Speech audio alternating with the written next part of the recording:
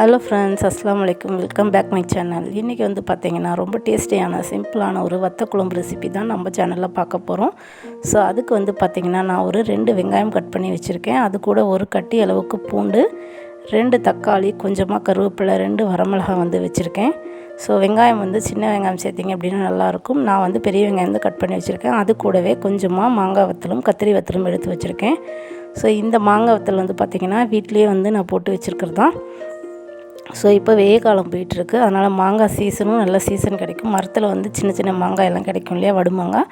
So அந்த மாதிரி கிடச்சிச்சு அப்படின்னா நீங்கள் வந்து இந்த மாதிரி சம்மர் இருக்கும் போதே போட்டு எடுத்து வச்சுக்கிட்டிங்க அப்படின்னா நம்ம வந்து எப்போ வேணாலும் யூஸ் பண்ணிக்கலாம். நான் வந்து கொஞ்சமாக போட்டு வச்சுருக்கேன். எங்கள் வீட்டில் வந்து மாங்காய் வத்தல் அதிகமாக யாரும் சாப்பிட மாட்டேங்கிறாங்க, அதனால் கொஞ்சமாக செஞ்சு வச்சுருக்கேன். ஸோ அதில் தான் இன்றைக்கி வத்த குழம்பு வந்து செய்ய போகிறோம். அதுக்கு வந்து புளி வந்து கொஞ்சமாக கரைச்சி வச்சுருக்கேன். புளியோட நம்ம கொஞ்சம் மசாலா சேர்த்து இப்போ இந்த குழம்பு வந்து ரெடி பண்ணிக்கலாம். ஒரு சின்ன புளி, அதாவது ஒரு பெரிய எலுமிச்சம்பழம் இருக்கும் இல்லையா, ஸோ அந்த சைஸ் அளவுக்கு புளி வந்து கரைச்சி அதில் தண்ணி சேர்த்து வச்சுருக்கேன். அது கூடவே ஒரு 2 ஸ்பூன் அளவுக்கு மல்லித்தூள், ஒரு 1/2 டீஸ்பூன் அளவுக்கு மஞ்சத்தூள் சேர்த்து தேவையான அளவு உப்பு சேர்த்து நம்ம வந்து புளி கரைசலை வந்து ரெடி பண்ணி வச்சுக்கலாம்.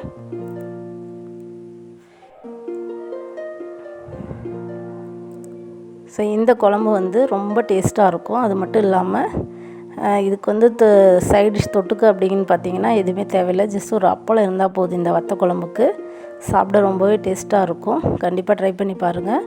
இதுக்கு வந்து ஃபஸ்ட்டு கடாயில் வந்து நான் கடலெண்ணெய் சேர்த்துருக்கேன். கடலெண்ணெய் சேர்த்துட்டு அது கூட ஒரு 1/2 டீஸ்பூன் அளவுக்கு ஜீரகம் சேர்த்துக்கலாம். ஸோ ஜீரகம் நல்லா பொரிஞ்சு வந்ததுக்கப்புறம் அது கூடவே நம்ம கருவேப்பிலை, வரமிளகாய் இது எல்லாமே சேர்த்துப்போம்.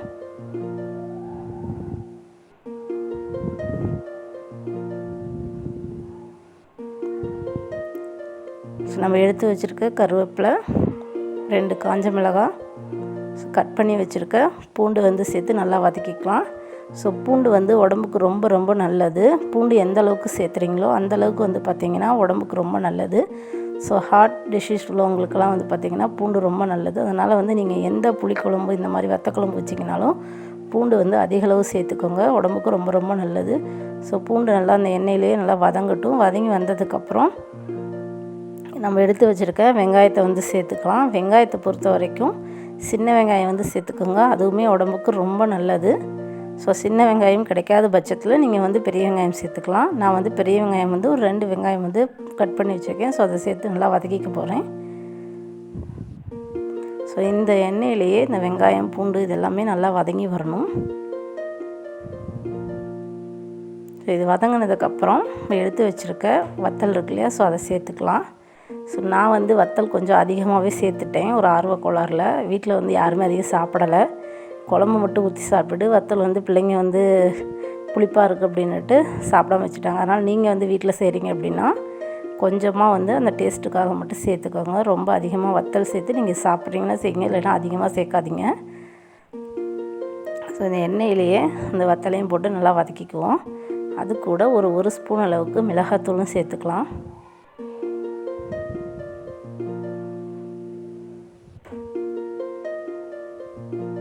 இப்போ வந்து தக்காளி எடுத்து வச்சுருந்தோம் இல்லையா, அந்த 2 தக்காளியுமே மிக்சியில் வந்து லைட்டாக பல்ஸ் பண்ணி எடுத்துட்டேன். நல்லா அரைச்சி கூட நீங்கள் எடுத்துக்கலாம், இல்லை தக்காளி அப்படியே கட் பண்ணி கூட வதக்கி எடுத்துக்கலாம். ஸோ தக்காளி வந்து சீக்கிரம் வதங்காது, ஸோ அதனால் வந்து நான் அரைச்சி சேர்த்துக்கிறேன்.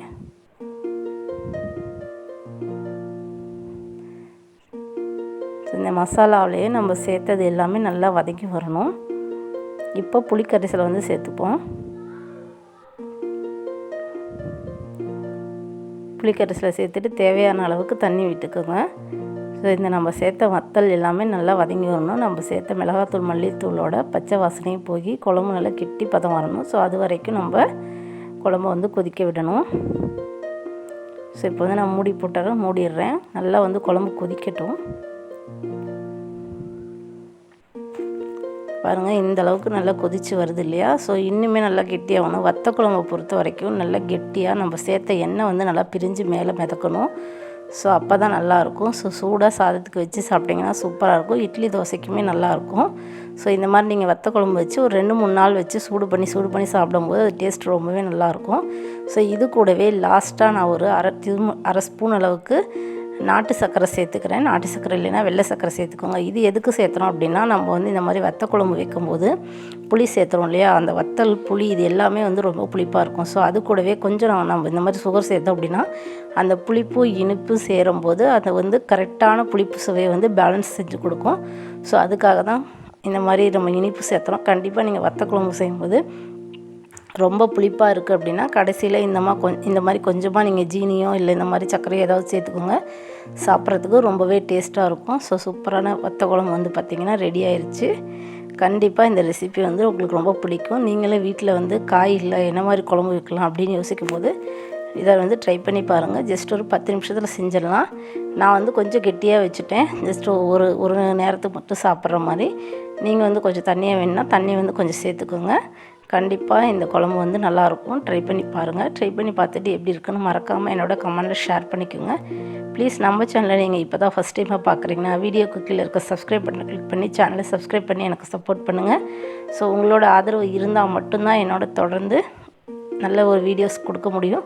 ப்ளீஸ் சப்போர்ட் பண்ணுங்கள். மறுபடியும் ஒரு நல்ல ஒரு வீடியோவோட மீட் பண்ணுறேன். தேங்க்ஸ் ஃபார் வாட்சிங். அஸ்ஸலாமு அலைக்கும்.